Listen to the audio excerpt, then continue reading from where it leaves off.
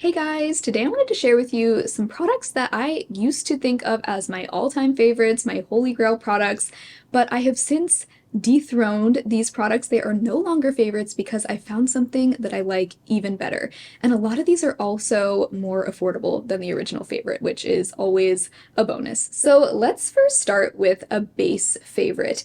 I recently used up my Charlotte Tilbury Hollywood Flawless filter, and I really fell in love with that product. The more I used it, I really realized that I don't really want to be without a product like that. I would use it mainly as a foundation mixer just on the high points of my face, and it would always just give me the most beautiful lit from within glow without looking like I was really wearing any sort of highlighter. You couldn't really see any shimmer or sparkle, but it just looked like I had really glowy, healthy skin. But obviously the Charlotte Tilbury product is really expensive. I didn't really want to repurchase it even though I loved it so much. So instead of repurchasing that one, I ended up trying out the e.l.f. Halo Glow Liquid Filter. I wish I still had the Charlotte Tilbury one, but it's completely used up, so I can't really show you like side-by-side comparisons, but there are so many people that have done videos comparing the two. If you want to just search that in YouTube, I'm sure lots of great videos will come up. But I think I actually like this one better than the Charlotte Tilbury one, not only because it's cheaper, but also because this seems to have a little bit more coverage than the Charlotte Tilbury product, which to me makes it even more versatile. With the Charlotte Tilbury one, I felt like it was a little bit too sheer to wear all over as a foundation, but this I actually have worn as a foundation, and it really did just even out my skin tone. Obviously, it didn't cover everything, but to me it seemed to have just as much coverage as some of my favorite light coverage foundations. And it's also not too glowy or shiny at all to wear just all over the face. So I like that I can wear it that way. I still typically will just wear it mixed with my foundation, so today I just dotted it on my cheekbones, a little on my forehead, nose, and chin, and this has a nice big doe foot applicator, and the applicator actually dips in almost like a bowl shape, so it holds a good amount of product, and pretty much one applicator's worth is all I need for one application when I'm wearing it mixed in with my foundation. Now, if I were wearing this as my standalone foundation, I would probably dip it in a couple times, but I'll just do basically one applicator worth, dot it around my face, then I'll dot my foundation on any parts of the face where I do want a little bit more coverage, blend the whole thing out, and my base looks just flawless every time I do that.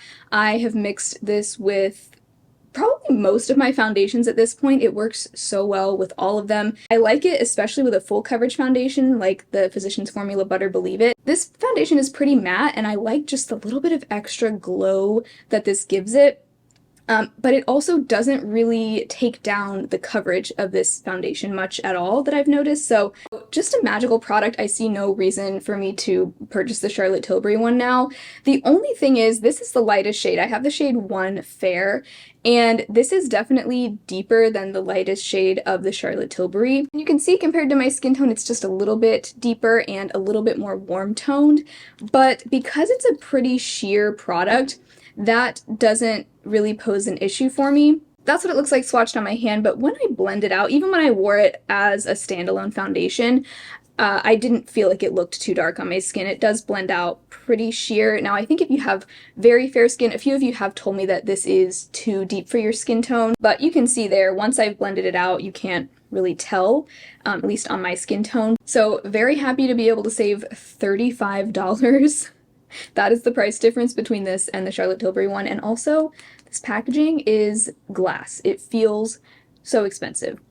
I know I was ragging on e.l.f. recently for upping their prices. I do think $14 is kind of a lot for an e.l.f. product, but the fact that it is just as good as the Charlotte Tilbury one and just a fraction of the price, you know, I guess I can't complain too much. So really happy to have found that product. The next product that used to be a total favorite, I'm actually running kind of low on this, and I definitely won't be repurchasing this. This is the Urban Decay Stay Naked Hydromaniac Tinted Glow Hydrator. Knowing Urban Decay, this has been out for what, 2 to 3 years? They're probably going to discontinue this soon. That's what they seem to do after one of their complexion products has been out for a few years. They just get rid of it and come out with something new. So I have trust issues with Urban Decay for that reason, because I don't want to fall too in love with one of their products and then not be able to get it again. Fortunately for me, I have found several foundations that I like even better than this. So what I like about this, I found this at a time where I hardly liked any foundations. I remember this was probably in 2020.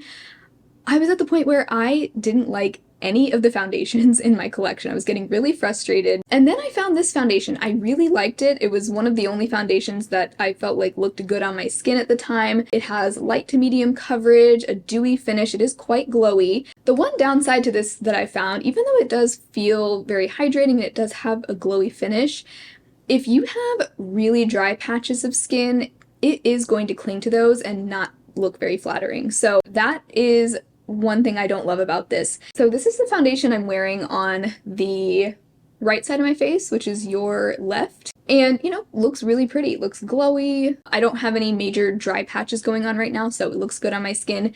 But on this side of my face, I'm actually wearing the LYS Triple Fix Serum Foundation, and this one I like even better than the Urban Decay. This one plays a lot better over really dry, flaky skin. It smooths over those areas much more elegantly than the Urban Decay one does.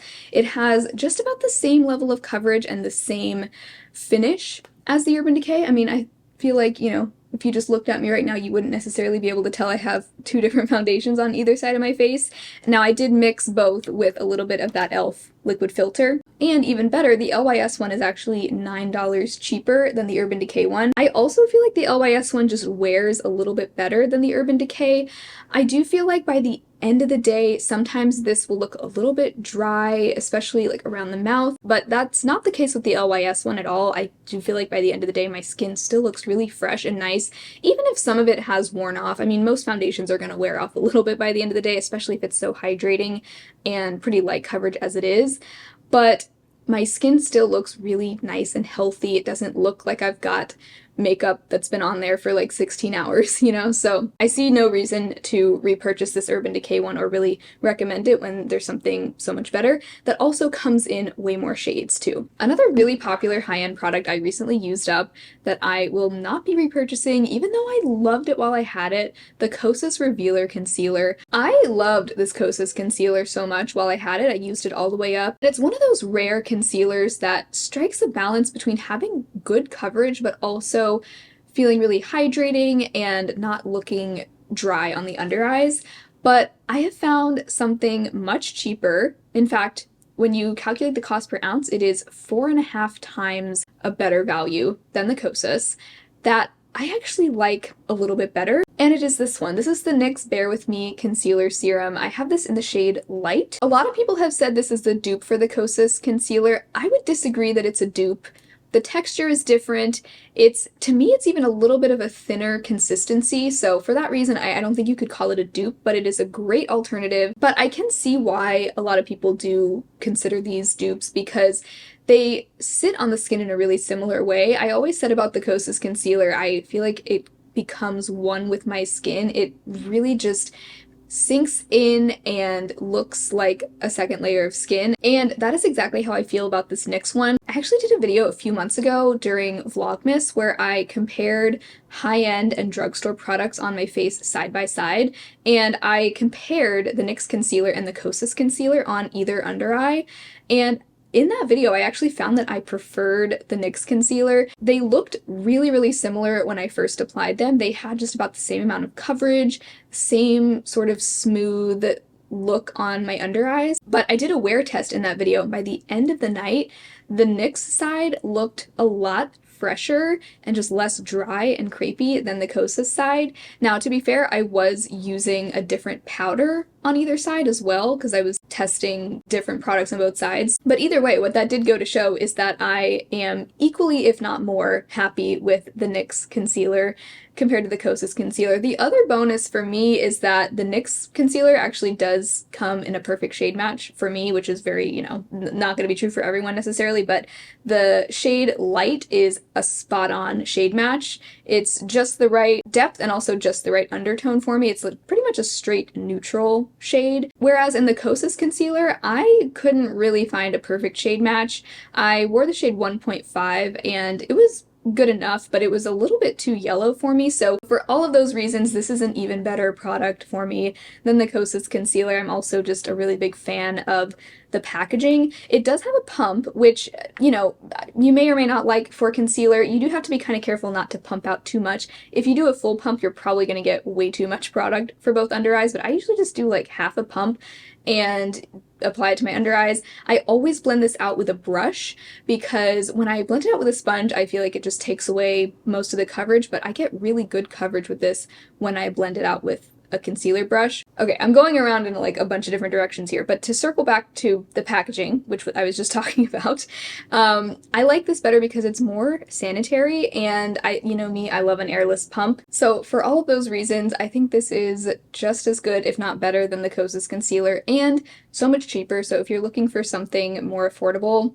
I highly recommend this one. Another high-end product that I've found an affordable alternative for that I actually like better is the Oma Beauty contour stick. So this is actually a dual-ended contour and highlight stick. This looks so gnarly right now.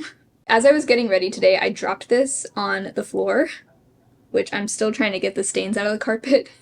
But I didn't want to throw it away because I still had so much left, and it got like gross carpet fuzz just on the surface of it. So what I did was I just sliced off the affected areas just so that I could remove any like parts that came in contact with the carpet.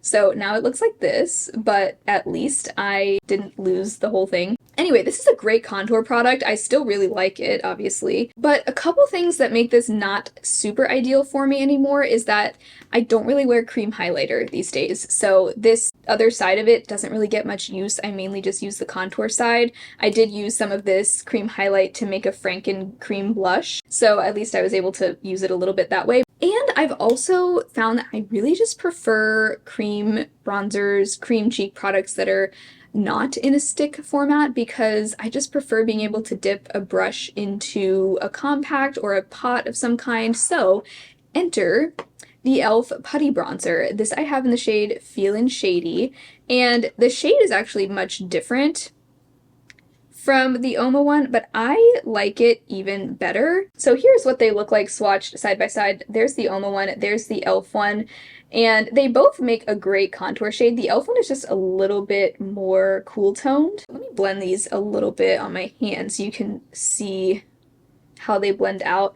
What I like better about the e.l.f. one not only is the fact that it does come in a pot, but you can also see it's more sheer than the Oma one, which I actually really prefer. With my fair skin, I have found that the lighter and the more sheer bronzer I can find, the better. So I do have the Oma one on this side of my face today, and it looks great. I like it. I have the e.l.f. one over here on this side. And to me, the e.l.f. one just looks a little bit more natural. And of course, it's a fraction of the price. Now, I know a lot of people find these e.l.f. bronzers too sheer.